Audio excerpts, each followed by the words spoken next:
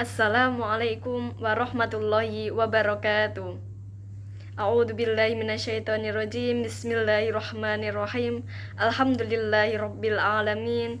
Assalatu wassalamu ala asrafil anbiya'i wal mursalin sayyidina wa maulana Muhammadin wa ala alihi wa sahbihi ajmain. Amma ba'du. Yang terhormat kepada Ibu Zulfa Husnawati MPD selaku dosen pengampu mata kuliah Filsafat Umum, dan juga tak lupa teman-temanku kelas 2D yang saya banggakan.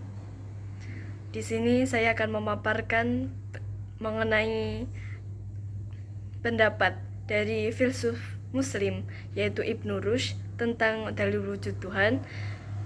Video ini saya buat untuk memenuhi ujian akhir semester Filsafat Umum. Pada materi ini yang akan dijelaskan itu ada 3 poin, yaitu yang pertama pemikiran tentang Tuhan, yang kedua filsafat ketuhanan, yang ketiga pembuktian adanya Tuhan. Dalam pemikiran tentang Tuhan itu nanti yang dibahas ada 3, yaitu pengertian Tuhan, yang kedua sejarah pemikiran manusia tentang Tuhan, yang ketiga bukti atau argumen adanya Tuhan secara umum. Poin yang kedua mengenai filsafat umum, nanti ada 3 pembahasan, yaitu ada yang A, riwayat hidup dari Ibnu Rushd, yang B, karya-karya Ibnu Rushd, yang C, filsafat ketuhanan menurut Ibnu Rushd. Poin ketiga yaitu pembuktian adanya Tuhan, yang mana akan mencoba untuk menjelaskan pembuktian adanya Tuhan menurut Ibnu Rushd atau dalil wujud Tuhan. Pertama yaitu pemikiran tentang Tuhan. A. Pengertian Tuhan. Secara historis, jika menengok ke belakang, mempelajari kepercayaan umat manusia yang ditemukan, hampir semua mempercayai adanya Tuhan yang mengatur alam raya ini. Kata Tuhan merujuk kepada suatu zat abadi dan supranatural. Biasanya dikatakan mengawasi dan memerintah manusia dan alam semesta atau jagat raya. Bila dikaji dari sumber akar kata, kalimat yang diberikan kepada wujud yang maha tinggi dan maha kuasa di dalam berbagai bahasa adalah diterima asal-usulnya sama, terutama dalam bahasa-bahasa Indo-Eropa seperti perkataan Deva, Theo, Dieu, Dos, dan Do, serta Koda dan God dalam bahasa-bahasa semantik seperti Ilah, El, dan Al, bahkan antara Yahweh dalam bahasa Ibrani dan Loa dalam bahasa Yunan, Persian, merujuk kepada kesemua konsep tentang kewujudan maha tinggi, juga merujuk kepada kemiripan bunyi, sehingga boleh juga merupakan perkongsian bersama seluruh manusia atau kognet. Al-Quran menggambarkan Tuhan sebagai Al-Ahwal dan Al-Akhir, Az-Zahir dan Al-Batin. Al-Awwal dipahami para sufi sebagai sumber atau prinsip atau asal dari segala yang ada atau maujudat di dunia. Dia yang akhir diartikan sebagai tujuan akhir atau tempat kembali dari segala yang ada di dunia ini, termasuk manusia. Inilah tujuan akhir tempat sang sufi mengorientasikan seluruh eksistensinya. Tuhan juga digambarkan sebagai yang lahir dan yang batin, dan ini menggambarkan imanen dan transenden Tuhan. Bagi para sufi, alam lahir dunia indrawi adalah cermin Tuhan atau pantulan Tuhan dalam cermin. Bagi mereka, alam lahir merupakan refleksi atau manifestasi atau tajalli, dan karena itu tidak berbeda dari dirinya, tetapi juga tidak sama. Samaan atau tanzihnya terletak pada sifat sebagai yang batin. Sebagai yang batin, Tuhan berbeda atau mentransendenkan alam lahir. Dia adalah sumber prinsip atau sebab, sedangkan alam adalah turunan. Dan akibat darinya, Tuhan adalah mutlak, sedangkan alam adalah nisi. Tuhan ibarat matahari, sedangkan alam adalah cahayanya. Matahari tidak bergantung keberadaannya pada cahaya, tetapi cahaya sangat bergantung padanya. Sifat dasar dirinya adalah niscaya atau wajib, sedangkan sifat dasar alam adalah mungkin pada dirinya. Tuhan memperkenalkan dirinya melalui wahyu-wahyu, di antaranya yaitu kitab suci Al-Quran. Kitab tersebut telah memberikan penegasan bahwa Tuhan itu ada dan Maha Esa. Akan tetapi, di samping itu, terdapat kelebihan bahwa Al-Quran tidak hanya menyampaikan penegasan adanya Allah, melainkan juga mengajarkan hikmat, alasan-alasan logika, dan ilmiah yang dapat diterima akal yang normal. Dengan kata lain, bahwa doktrin adanya Tuhan tidak hanya disuruh percaya begitu saja, tetapi sebelum itu diberikan kesempatan berpikir lurus. Tegasnya Al-Quran mengajarkan tentang adanya Tuhan lewat akal pemikiran, serta memberi bimbingan bagaimana metode berpikir sistematis untuk mengenal Tuhan itu. Poin yang B yaitu adalah sejarah pemikiran manusia tentang Tuhan. Itu ada dua pemikiran, yaitu A. Pemikiran Barat, B. Pemikiran umat Islam. A. Pemikiran Barat. Konsep ketuhanan menurut pemikiran manusia adalah konsep yang didasarkan atas hasil pemikiran, baik melalui pengalaman lahiriah maupun batiniah, baik yang bersifat penelitian, rasional, maupun pengalaman batin. Dalam literatur sejarah agama terdapat teori evolusionisme, yaitu teori yang menyatakan adanya proses dari kepercayaan yang amat sederhana. Kemudian hal itu meningkat menjadi sempurna. Proses perkembangan pemikiran tentang Tuhan menurut teori evolusionisme adalah sebagai berikut. 1. Dinamis. Menurut paham ini, manusia sejak zaman primitif telah mengakui adanya kekuatan yang berpengaruh dalam kehidupan. Mula-mula sesuatu yang berpengaruh tersebut ditujukan pada benda. Setiap benda mempunyai pengaruh pada manusia. Ada yang berpengaruh positif dan ada pula yang berpengaruh negatif. Kekuatan yang ada pada benda disebut dengan nama yang berbeda-beda, seperti mana dalam bahasa Melanesia, Tuah Melayu, dan Syakti India. Mana adalah kekuatan gaib yang tidak dapat dilihat atau diindra dengan panca indera. Oleh karena itu, dianggap sebagai sesuatu yang misterius, meskipun mana tidak dapat diindra, tetapi dapat dirasakan pengaruhnya. Yang kedua, animisme. Masyarakat primitif mempercayai adanya peran roh dalam hidupnya. Setiap benda yang dianggap benda baik mempunyai roh oleh masyarakat primitif. Roh dipercaya sebagai sesuatu yang aktif, sekalipun bendanya telah mati. Menurut kepercayaan ini, agar manusia tidak terkena efek negatif dari roh-roh tersebut, manusia harus menyediakan kebutuhan roh. Saji-sajian yang sesuai dengan saran dukun adalah salah satu usaha untuk memenuhi kebutuhan roh. Yang ketiga, politeisme.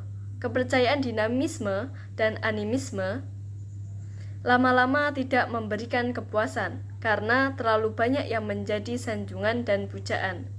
Roh yang lebih dari yang lain kemudian dianggap sebagai dewa. Dewa mempunyai tugas dan kekuasaan tertentu sesuai dengan bidangnya. Ada dewa yang bertanggung jawab terhadap cahaya, ada yang membidangi masalah air, ada yang membidangi angin, dan lain sebagainya. Yang keempat, henoteisme. Politeisme tidak memberikan kepuasan, terutama terhadap kaum cendekiawan. Oleh karena itu, dari dewa-dewa yang diakui diadakan seleksi, karena tidak mungkin mempunyai kekuatan yang sama. Lama-kelamaan kepercayaan manusia meningkat menjadi lebih definitif atau tertentu. Satu bangsa hanya mengakui satu dewa yang disebut dengan Tuhan, namun manusia masih mengakui Tuhan atau ilah bangsa lain. Kepercayaan satu Tuhan untuk satu bangsa disebut dengan henoteisme atau Tuhan tingkat nasional. Yang kelima, monoteisme. Kepercayaan dalam bentuk henoteisme melangkah menjadi monoteisme. Dalam monoteisme hanya mengakui satu Tuhan untuk seluruh bangsa dan bersifat internasional. Yang B, yaitu pemikiran umat Islam. Pemikiran terhadap Tuhan yang melahirkan ilmu tauhid, ilmu kalam, ilmu usuluddin, di kalangan umat Islam timbul sejak wafatnya Nabi Muhammad SAW. Secara garis besar, ada aliran yang bersifat liberal, tradisional, dan ada pula yang bersifat di antara keduanya. Aliran tersebut adalah sebagai berikut, yaitu 1. Mu'tazilah. Mu'tazilah yang merupakan kaum rasionalis di kalangan muslim, serta menekankan pemakaian akal pikiran dalam memahami semua ajaran dan keimanan dalam Islam. Orang Islam yang berbuat dosa besar tidak kafir dan tidak mukmin. Mereka berada dalam posisi mukmin dan kafir, atau manzilah bainal manzilatain. Mu'tazilah lahir sebagai pecahan dari kelompok Qadariyah, sedang Qadariyah adalah pecahan dari Khawarij. Yang kedua adalah Qadariyah, yang berpendapat bahwa manusia mempunyai kebebasan dalam berkehendak dan berbuat. Yang ketiga, Jabariyah, yang merupakan pecahan dari Murji'ah dan berteori bahwa manusia tidak mempunyai kemerdekaan dalam berkehendak dan berbuat. Semua tingkah laku manusia ditentukan dan dipaksa oleh Tuhan.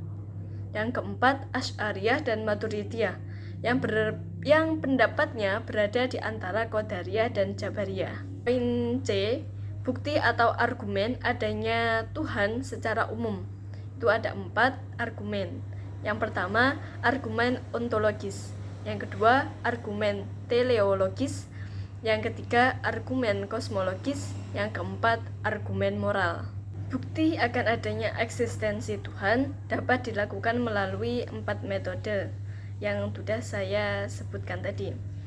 Yang pertama yaitu argumen ontologis. Ontologis berasal dari kata ontos, yang berarti sesuatu yang berwujud. Ontologi juga bisa disebut sebagai ilmu yang mempelajari wujud tentang hakikat yang ada. Argumen ini tidak berdasarkan pada alam nyata semata, namun juga berdasarkan pada logika. Ontologi pertama kali digunakan oleh Plato dengan teori idenya. Yang dimaksud dengan ide menurut beliau adalah konsep universal dari tiap sesuatu. Tiap-tiap yang ada di alam ini mesti mempunyai ide. Ide inilah yang menjadi dasar wujud dari sesuatu. Ide-ide tersebut saling berkaitan antara yang satu dengan yang lainnya, namun semuanya bersatu dalam sebuah ide tertinggi yang diberi nama ide kebaikan atau the absolute good, yaitu yang mutlak baik. Yang mutlak baik itu yang disebut dengan Tuhan. Ontologi kedua dicetuskan oleh Agustinus. Menurut beliau, manusia dengan pengalamannya bahwa dalam alam ini ada kebenaran, namun terkadang akal meragukan kebenaran tersebut. Akal dapat berpikir bahwa di atas kebenaran yang diragukan tadi ada kebenaran yang mutlak, tetap dan abadi. Dan kebenaran yang mutlak tadi disebut juga dengan istilah Tuhan. Sedangkan menurut Al-Ghazali, seorang filsuf Islam, jalan untuk mengetahui Tuhan dengan pengalaman dapat dilakukan jika ada integrasi antara roh jasad. Proses integrasi roh jasad ini disebut sebagai proses percobaan atau pengalaman. Dengan ini manusia akan memperoleh pengalaman lahir maupun batin. Bagi Imam Al-Ghazali, pengalaman memegang peran penting dalam usaha manusia mencapai pengetahuan yang tertinggi, yaitu ma'rifatullah. Yang kedua, argumen kosmologis. Argumen kosmologis bisa juga disebut sebagai argumen sebab akibat. Kata sebab itulah yang menjadikan adanya atau terjadinya sesuatu itu. Sebab utama ini tidak disebabkan oleh sebab yang lain. Dia bersifat qiyamuhu binafsihi atau berdiri sendiri. Argumen kosmologis ini dinyatakan pertama kali oleh Aristoteles. Menurut Aristoteles, setiap benda yang ditangkap dengan indera mempunyai materi dan bentuk. Bentuk terdapat dalam benda dan memberi materi mempunyai sebuah bentuk atau rupa. Bentuk bukanlah bayangan atau ilusi, akan tetapi bentuk adalah sebuah hakikat dari benda itu sendiri. Bentuk tidak dapat dilepaskan dalam materi. Materi dan bentuk dapat dipisahkan dalam akal, namun tidak dapat dipisahkan dalam kenyataan. Bentuk sebagai hakikat dari sesuatu tidak berubah-ubah dan kekal. Namun dalam indrawi terdapat perubahan. Antara materi dan bentuk ada suatu penghubung yang dinamakan gerak. Yang menggerakkan adalah bentuk dan yang digerakkan adalah materi. Dalam gerak itu tentunya yang menggerakkan itulah yang disebut sebagai penggerak utama. Bentuk dalam arti penggerak pertama harus sempurna. Tuhan menggerakkan alam bukan sebagai penyebab efisien atau penyebab karena ada potensi, melainkan Dia menggerakkan karena sebab tujuan. Aristoteles mengatakan bahwa Tuhan menggerakkan karena dicintai, atau He produces motion as being loved. Semua yang ada di alam ini bergerak menuju ke penggerak yang sempurna itu. Yang disebut sebagai penggerak pertama, menurut Aristoteles adalah zat yang imateri, abadi, dan sempurna. Menurut Al-Kindi, filsuf Islam berargumen bahwa alam ini diciptakan dan penciptanya adalah Allah.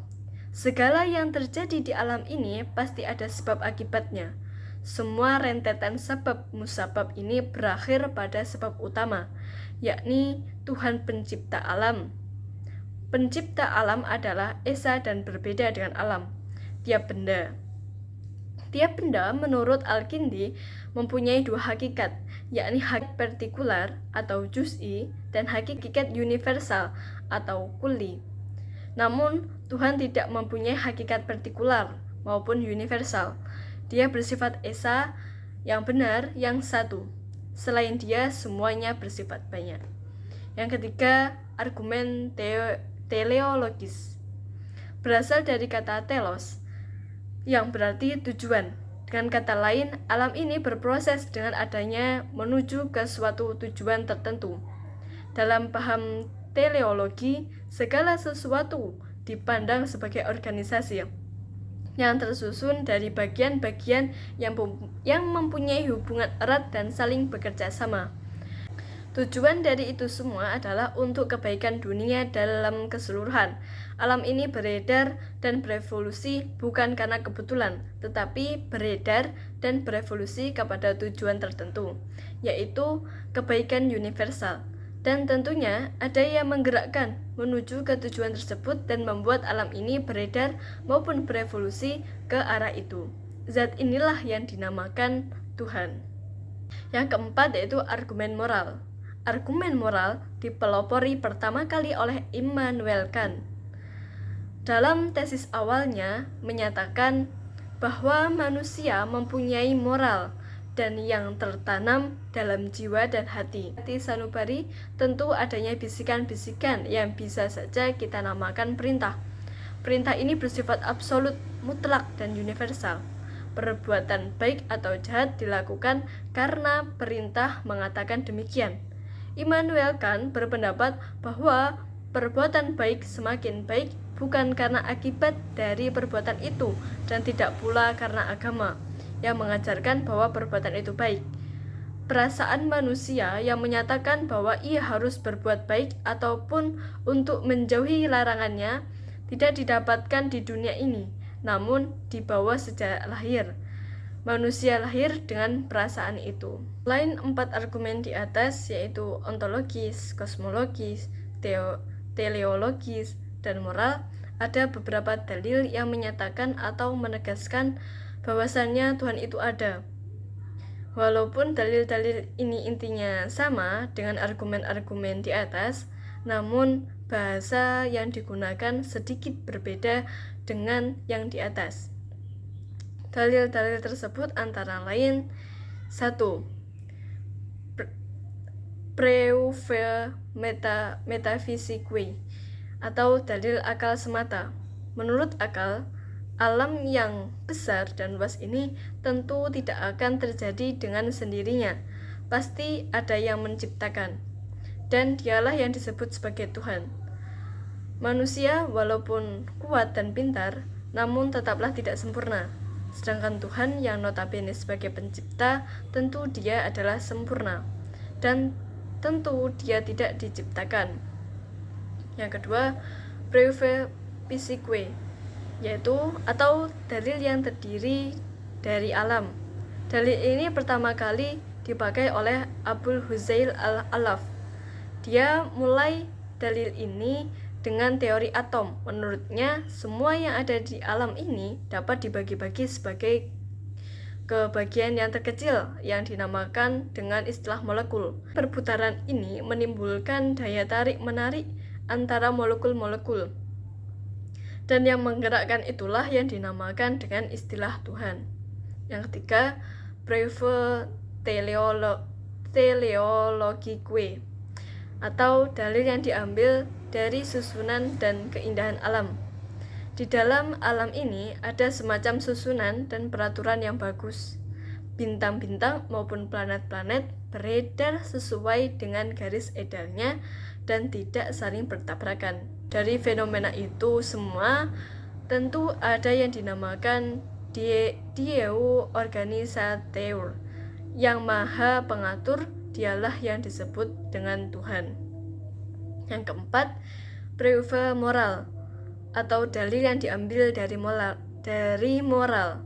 Walaupun alam ini sudah diciptakan dengan baik dan indah, namun tetap saja yang tidak beres dalam kehidupan kecil di dalamnya atau manusia, seakan tidak ada keadilan dalam kehidupan manusia di dunia ini. Saat pasti akan ada yang membereskan dari ketidakadilan tersebut. Dialah Sang Maha Pemberes segala sesuatu yang dinamakan Tuhan. Materi yang kedua yaitu adalah filsafat ketuhanan. A. Riwayat hidup Ibnu Rushd. Beliau memiliki nama lengkap Abu Al-Walid Muhammad Ibnu Ahmad Ibnu Muhammad Ibnu Ahmad Ibnu Rushd. Beliau lahir pada tahun 520 Hijriah atau 1126 Masehi di Cordova. Ibnu Rushd berasal dari kalangan keluarga yang terkenal alim dalam ilmu fikih dan dengan keutamaan dan mempunyai kedudukan tinggi di Andalusia atau Spanyol. Ayahnya adalah seorang hakim dan kakeknya yang terkenal dengan sebutan Ibnu Rushd dikenal sebagai Al-Jad adalah kepala hakim di Cordova. Pendidikannya diawali dari belajar Al-Quran di rumahnya sendiri dengan ayahnya. Kemudian beliau belajar dasar-dasar ilmu keislaman seperti fikih atau hukum, usul fikih, hadis, ilmu kalam, bahasa Arab, dan adab atau sastra. Dalam ilmu fikih ia belajar dan menguasai kitab Al-Mutawatta karya Imam Malik yang menjadi pegangan mazhab Maliki dan menjadi panutan umat Islam Andalusia. Sedangkan dalam ilmu kalam, beliau berpegang teguh pada Asy'ariyah, dan ini bukan jalan baginya untuk mempelajari filsafat.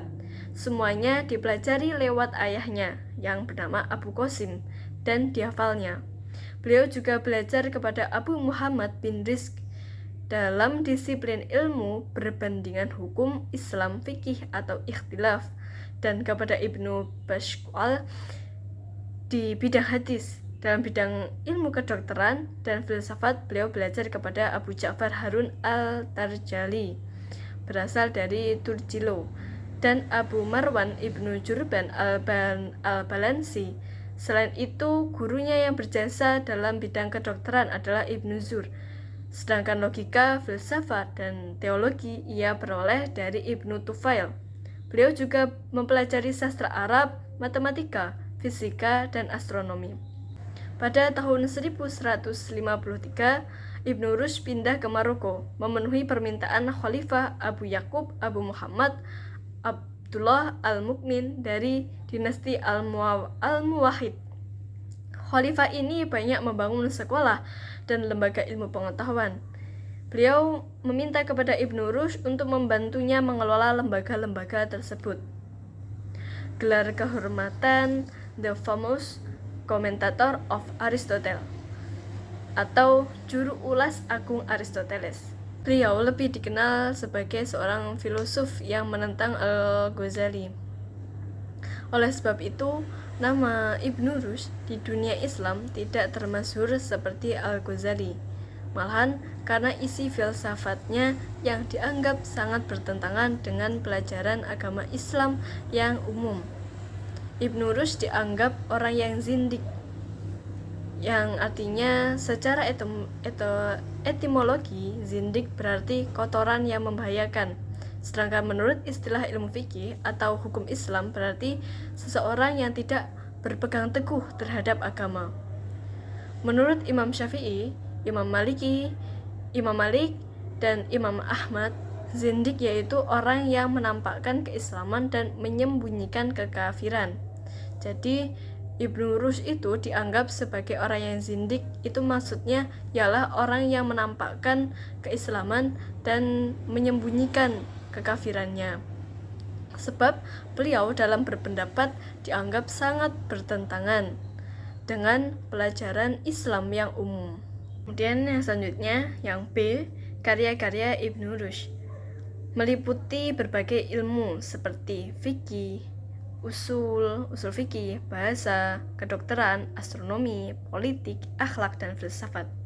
Emas Renan, seorang peneliti dan sarjana Prancis, telah berusaha mencari buku-buku karya Ibnu Rushd di berbagai perpustakaan di Eropa. Renan menemukan buku-buku Ibnu Rushd sebanyak 78 buah yang diklasifikasikan sebagai berikut, yaitu ada 28 buah dalam bidang filsafat, 20 buah di bidang kedokteran, 8 di bidang hukum Islam fikih, 5 di bidang ilmu kalam, 4 buah di bidang ilmu bintang atau astronomi, 2 buah di bidang bahasa sastra Arab, dan 11 buah tidak disebutkan, mungkin di bidang berbagai ilmu pengetahuan.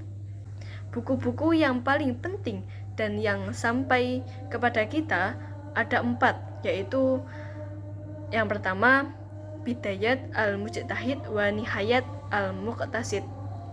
Buku ini bernilai karena berisi perbandingan madhab atau aliran-aliran dalam fikih dengan menyebutkan alasannya masing-masing. 2. Fasal al-Mayal fi ma bain al-hikmah wa syariah min al-ittisal atau ilmu kalam. Buku ini dimaksudkan untuk menunjukkan adanya persesuaian antara filsafat dan syariat. Ketiga, Al-Kashaf an Manhaj al-Adillah fi Aqaid al-Millah, menyikapi sebagai metode argumentasi ideologi agama-agama. Buku ini menjelaskan secara rinci masalah-masalah akidah yang dibahas oleh para filsuf dan teolog Islam, serta menguraikan tentang pendirian aliran-aliran ilmu kalam dan kelemahan-kelemahannya. Yang terakhir yaitu Tahafut al-Tahafut, suatu buku yang terkenal dalam lapangan filsafat dan ilmu kalam, dan dimaksudkan untuk membela filsafat dari serangan Al-Ghazali. Dalam bukunya Tahafut al-Falasifah, buku Tahafu al-Tahafu berkali-kali diterjemahkan ke dalam bahasa Jerman dan terjemahannya ke dalam bahasa Inggris oleh Van den Berg, terbit pada tahun 1952 Masehi. Yang C, filsafat ketuhanan menurut Ibnu Rushd. Ibnu Rushd mempunyai metode yang berbeda dalam menetapkan pembuktian tentang adanya Tuhan. Dalam metodenya, beliau mengatakan bahwa Tuhan adalah penggerak yang tidak bergerak. Dalam ringkasan metafisikanya, beliau membahas 3 masalah tentang ketuhanan, yaitu al-mawjud, al-jauhar, dan al-wahid, yang eksis, yang substansi, dan yang satu. Menurut beliau, al-mawjud dapat dibuktikan atas 3 hal pula, yaitu yang pertama, atas dasar masing-masing dari 10 makulat. Kedua, atas dasar kebenaran, bahwa apa yang ada di dalam pikiran sama dengan apa yang ada di luarnya.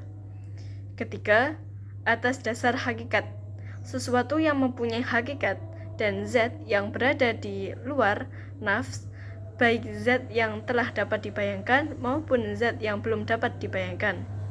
Akan tetapi, para filsuf pada zaman-zaman berikutnya, termasuk para ulama ilmu kalam, banyak yang berpegang pada teori Ibnu Sina, yaitu Tuhan adalah wajibul wujud.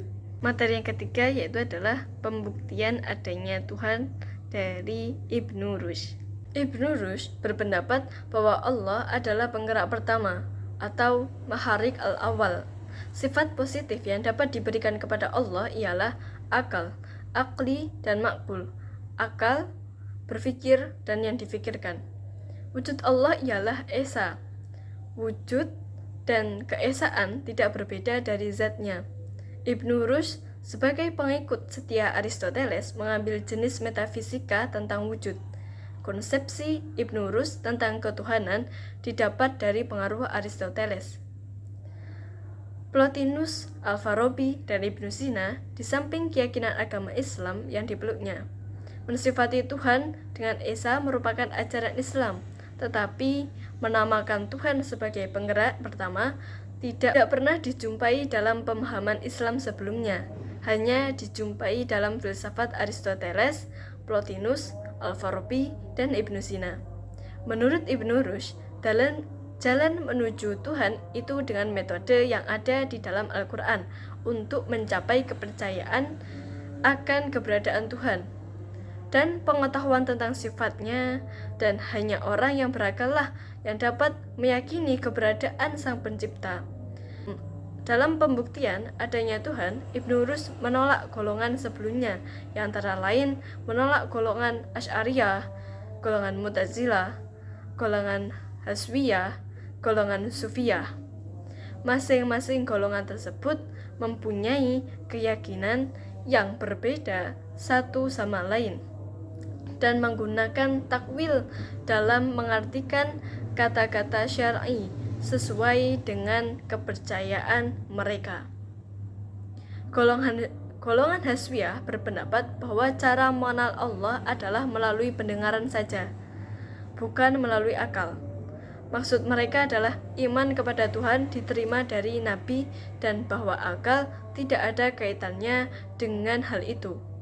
Ibnu Rushd menjelaskan bahwa ini bertentangan dengan kitab suci, bahwa manusia diperintahkan untuk beriman melalui bukti-bukti rasional. Mereka berpegang pada lahir kata-kata Al-Quran tanpa penggunaan takwil. Ibnu Rushd menolak jalan pikiran yang demikian. Baginya, Islam mengajak untuk memperhatikan alam maujud ini dengan akal pikiran. Golongan Asy'ariyah percaya bahwa jalan menuju Tuhan lewat jalan akal, tetapi metode mereka berbeda dengan jalan agama, yang oleh Al-Quran manusia diperintahkan untuk mengikutinya.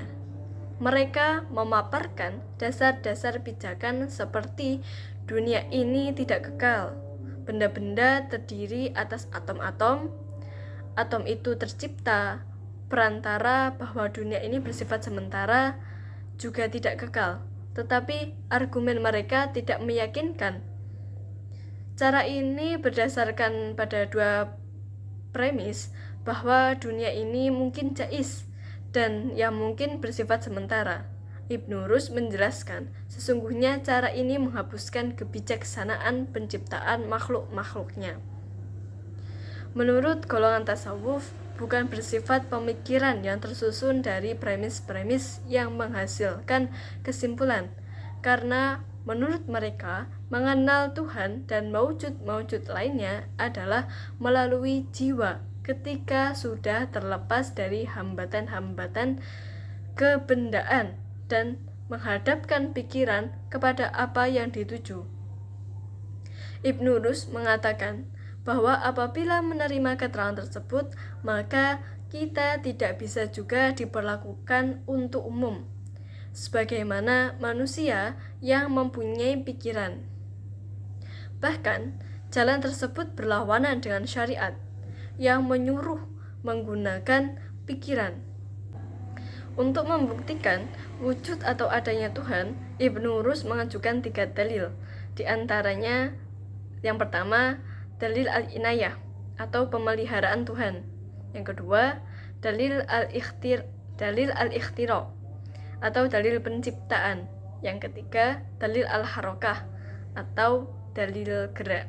Yang pertama, dalil al-inayah atau pemeliharaan Tuhan.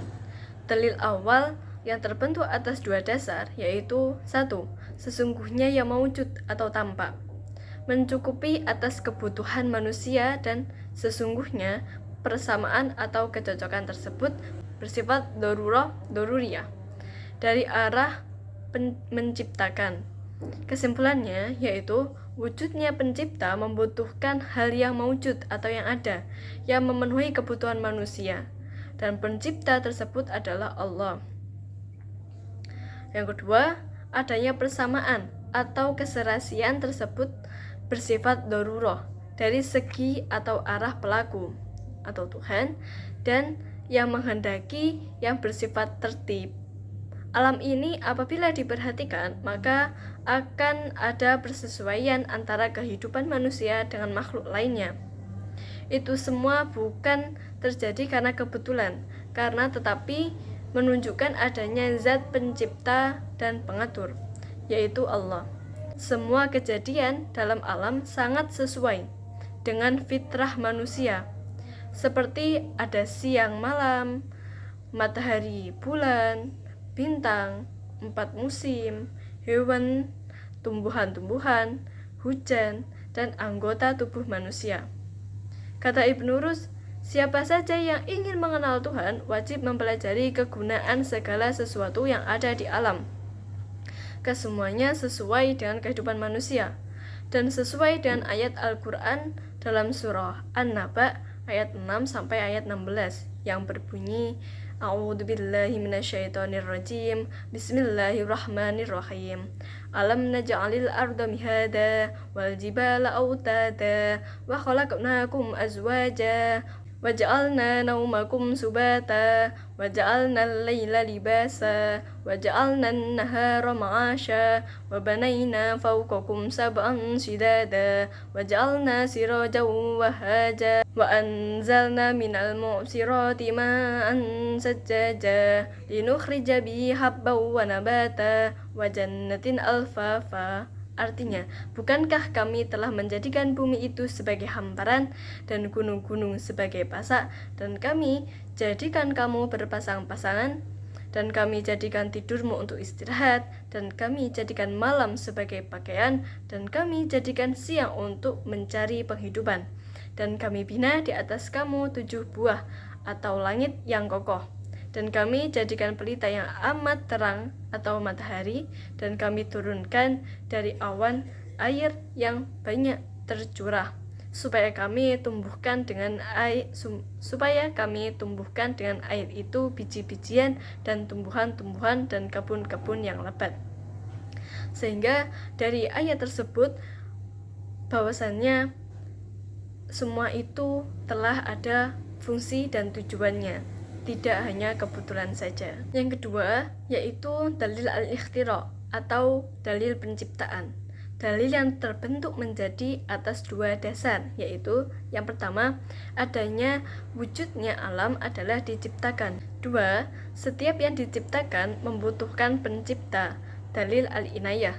Dan dalil ikhtira merupakan pokok dari syariat, dan banyak ayat Al-Quran yang menjelaskan tentang permasalahan tersebut, tentang alam bersifat baru dan desain alam yang tertib, sebagaimana keduanya sebagai pokok dalam akal atau mampu difikirkan dengan akal, karena keduanya sesuai dengan ma'rifah al-alamiyah al-burhaniyah. Dalil ini didasarkan kepada semua fenomena ciptaan segala makhluk di dunia ini, seperti kehidupan benda mati dan berbagai jenis hewan, tumbuhan, dan sebagainya, sebagaimana yang terkandung dalam Al-Quran surah At-Tariq ayat 5 sampai dengan ayat 6 yang berbunyi, A'udzubillahi minasyaitonirrajim, Bismillahirrahmanirrahim, falyanzuril insanu mimma khuliqa mimma dafiq. Artinya, maka hendaklah manusia memperhatikan dari apa dia diciptakan. Dia diciptakan dari air atau mani yang terpancar. Yang ketiga yaitu dalil al-harakah atau dalil gerak. Dalil ini didapat dari pengaruh Aristoteles, yaitu tentang penggerak pertama atau al-muharrik al-awwal yang dipandang sebab pertama atau prima causa, adanya gerak, baik itu gerak perubahan maupun gerak penciptaan. Menurut Ibnu Rushd, alam semesta ini bergerak secara teratur, terus-menerus dengan suatu gerakan abadi. Gerakan ini menunjukkan adanya penggerak, sebab suatu hal yang mustahil bila benda bergerak dengan sendirinya. Penggerak pertama inilah yang namanya Tuhan. Sungguh pun dia sendiri tidak bergerak. Di sisi lain, Ibnu Rushd mengatakan meskipun Tuhan sebab penggerak pertama, tetapi dia hanya menciptakan gerakan pada akal yang pertama saja. Sedangkan gerakan yang selanjutnya atau peristiwa di dunia ini hanyalah disebabkan oleh akal-akal selanjutnya.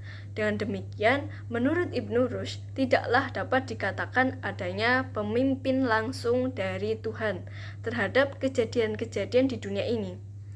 Ibnu Rushd membagi wujud menjadi dua bagian, yaitu A. Mungkin yang bersebab, berarti penyamaan ada dan tidak ada, sedangkan sebab berperan sebagai penguat bagi adanya, dan jika tidak, maka ia pun tidak ada. B. Tidak mungkin, yaitu wajib wujud azali. Pembagian ini tidak menjangkau wujud menurut wujudnya, karena mungkin yang bersebab dapat dibagi kepada mungkin hakiki yang nyata adanya.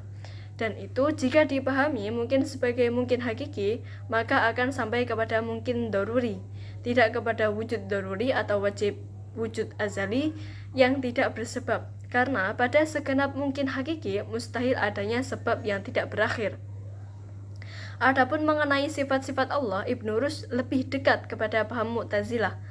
Dalam hal ini, beliau menggunakan prinsip tasbih dan tanzik atau penyamaan dan penyucian.